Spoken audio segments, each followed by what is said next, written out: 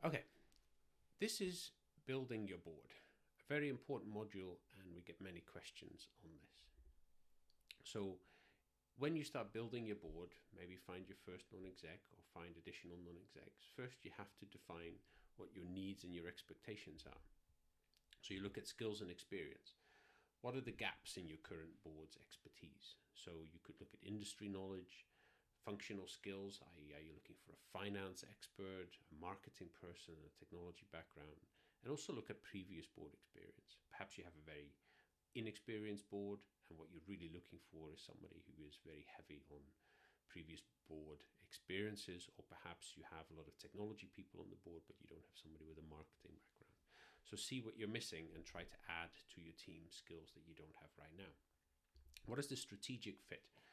So what is the direction that you are taking your company, and what are the challenges that you have identified that you're going to face?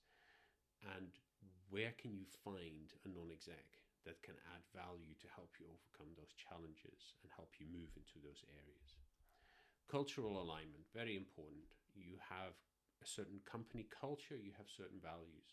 You want to make sure you add people to the mix who complement the existing team dynamics. That doesn't mean you should only look at people who agree with you on everything, but there are certain core values that are probably important to you, and it is important that you find people who are willing to commit to those values. So how do you find a non-exec? Well, there's your professional network. You have colleagues, you have mentors, you have advisors. They understand you, they understand your business need. Ask them. Events, conferences, so workshops, there's lots of professionals there that may well be interested in a non-exec, and they may well find that you get on with them really well.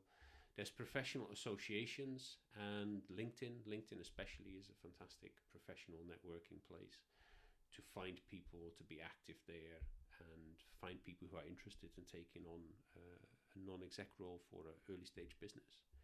And of course, accelerators and incubators often provide, as part of their support package, mentors and advisors. Many of these people have experience in being a non-exec role, and many of them know people that are interested. So they can either introduce you to suitable candidates, or they may well be interested themselves if you think there is a potential alignment there. So you got to do some initial screening. You got to look for relevant experience. Have they been on boards in the past? What was their strategic impact? I think that is, for me, almost more important than whether or not they have been on a board, but have they had a strategic impact in any of the businesses that they've been involved in? Then you have to have some conversations. What are their interests? What is their motivation? Do they fit with your company's needs, as we touched on earlier? What's their expertise? And very important for a role like this, how much do they know about corporate governance? What is their attitude towards it? And are they a strategic thinker? The board is a place for strategic thinking, not one for tactical thinking. So you want to make sure you bring people in who have that strategic overview. Work styles, communication preferences, expectations from both sides. You will have your way of working, your business will have a culture and a way of working. And so you want to make sure you openly communicate with each other how you're going to work together. Reference checks, you can make this formal or informal, but it's probably a good idea when you find somebody that you think is a good fit to speak to some people who've worked with them or who are working with them to say, what is this person like? Can you work with this person?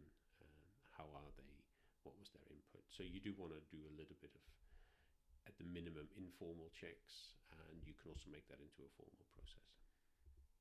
So I always advise people to start with a trial collaboration, ideally in an advisory role. So before you formally appoint somebody as a non-exec or asking them to join, it's not a bad idea to consider working with them as an advisor on a defined project or a strategic initiative. And it's good for both sides because you get to know each other, you get to work together, and you get to figure out if it clicks, if you can agree and disagree in a good way. Attend a board meeting. If you already have a board, ask the candidate to sit in on one or two board meetings. You may decide to edit what you discuss in that board meeting a little bit if you're worried about confidential information. Or if this is your first non-exec, you can create some mock board meetings and say, okay, well, let's have a board meeting together and let's discuss these topics and just see how that conversation works, what their input is, and do that a few times just to get the hang of it. And after that initial project or trial period, whatever you want to call it, talk to the board if you have one. What do they think of this individual? And talk to the candidate, and discuss what their perspective is, what their views are on the situation, how did they experience it, and see if there are any concerns. And then at that point, if everybody's happy, you can formalize the relationship.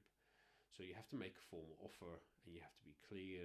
Usually a non-exec appointment letter is fairly short, a couple of pages, but you do want to make clear what the compensation is going to be, what the responsibilities are going to be, and what the expectations are going to be.